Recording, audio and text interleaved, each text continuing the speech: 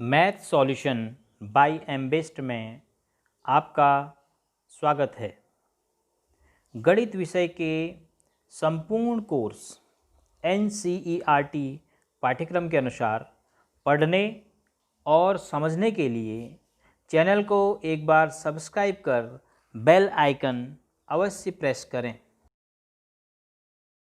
प्रश्न संख्या 2 है प्रश्नावली 8.3 में दिए गए प्रत्येक अनुपात के दोनों पदों को प्रतिशत में बदलिए। किसी भी अनुपात के पदों को प्रतिशत में किस प्रकार बदलते हैं? तो सबसे पहले जो अनुपात में पद हैं उनको हम जोड़ देंगे, फिर प्रत्येक भाग के लिए 100 मानते हुए प्रतिशत को अलग अलग प्रतिशत में बदलेंगे।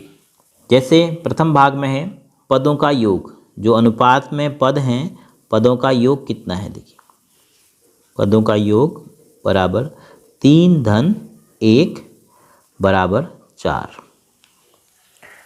तो अब हम इन्हीं पदों को प्रतिशत में बदलते हैं। जो प्रथम पद है इसको लिख देते हैं, प्रथम ही लिख देते हैं। प्रथम पद बराबर हो जाएगा प्रतिशत में कितना है, 3 कितने में से, 4 में से। अब देखो इसको भी आपको मूल्य में वृद्धि और कमी या लाभ और हानि के रूप में समझ सकते हैं। कुल मिलाकर 4, दोनों पदों का योग 4 है। 4 में से पहले पद का हिस्सा कितना है, 3, तो 3/4 भिन्न में हो गया, गुणा कर देंगे 100 से, तो आपको मिल जाएगा 4 से 25 बार और 25 तिया 75%। और उसके बाद द्वितीय पद इस अनुपात का क्या हो जाएगा, द्वितीय पद हो जाएगा 1/4। 1 है कितने में से, 4 में से, कुल योग 4 में से द्वितीय पद का मान 1 है, तो 1/4 प्रतिशत में बदलेंगे तो गुणा 100, तो ये हो जाएगा आपके पास 25%। तो पहला पद हो गया 75% और दूसरा पद हो गया 25%। इसी प्रकार B है, इसमें 3 पद हैं, तो पहले आप पदों का योग कर लीजिए, तीनों का पदों का कुल मिलाकर योग कितना हो गया। इसके बाद वाले दोनों भाग आपको स्वयं करने हैं, इसलिए इसको ध्यान से देखिए। पदों का योग हो गया 2 धन 3 धन 5, तो 3 2 5, 5 है 10, तो सभी पदों का योग हो गया 10। तो इस योग में से, इस 10 में से प्रथम पद का मान कितना है, प्रथम पद का मान है 2, कुल कितने में से, 10 में से, तो 2/10 गुणा करेंगे 100 से, तो 10 से 10 बार कट गया और 10 दूना 20%। उसके बाद द्वितीय पद निकालेंगे, तो द्वितीय पद कितना हो जाएगा, 3/10, 10 में से 3 है द्वितीय पद का मान, गुणा 100 कर देंगे, तो कितना मिलेगा, 10 से 10 बार कटेगा तो 10 तिया 30%। और इसी प्रकार तृतीय पद। तो अनुपात के पदों को प्रतिशत में बदलना देखिए काफ़ी आसान है, केवल आपको पदों का योग करना है। उसके बाद प्रत्येक पद को आपने व्यक्त करना है कुल के रूप में। अब जैसे तृतीय पद है 5 बट्टे कुल कितना, 10 गुणा 100, 10 में से 5 है तृतीय पद का मान, तो हम भिन्न में 5/10 लिखेंगे। प्रतिशत में बदलेंगे तो भिन्न को प्रतिशत में बदलने के लिए 100 से गुणा करते हैं, तो 10 दशम और 5.50%। तो देखो पहला पद, द्वितीय पद, तृतीय पद।